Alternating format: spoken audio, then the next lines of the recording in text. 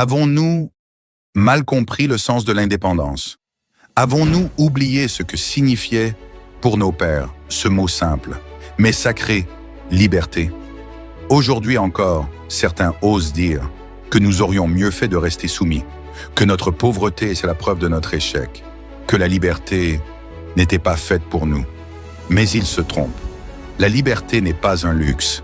Elle n'est pas une récompense pour les riches. Elle est un droit fondamental.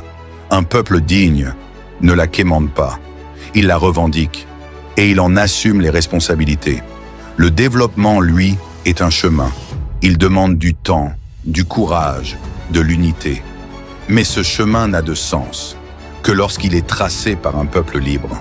Tout progrès imposé sans liberté est une illusion, comme du maquillage posé sur une blessure, une façade destinée à cacher la vérité d'une dépendance choisie, d'une identité abandonnée. Il faut être clair, un peuple libre ne mendie pas sa dignité. Il construit son avenir selon ses valeurs, ses croyances, son identité. Ceux qui disent que l'indépendance était une erreur ignorent tout du sacrifice de nos aînés. Ils oublient que, malgré plus de 130 ans de colonisation, notre peuple a su former une élite, consciente, héroïque, déterminée. Ils ont compris leur mission historique et ils ont choisi de libérer leur patrie. Et comme le disait le prince Saïd Ibrahim, il n'y a pas d'indépendance politique sans indépendance économique. Notre indépendance est encore incomplète.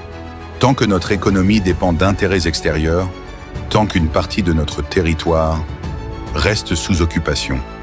Mais cela ne doit jamais nous faire oublier ce que nous avons déjà conquis, ce que nous avons bâti, ce que nous devons continuer. Notre histoire est marquée par les épreuves, l'oubli, la trahison parfois.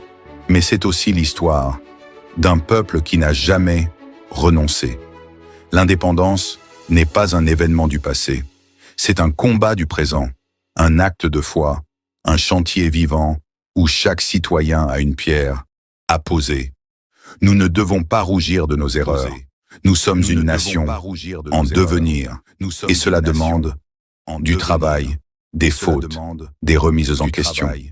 Mais plus encore, cela demande de la foi en notre patrie, la foi en notre peuple, la foi en notre capacité à bâtir un avenir digne. Où que nous soyons, nous sommes les enfants de cette terre. Nous sommes les héritiers d'un rêve de liberté et de souveraineté. Et nous avons le devoir sacré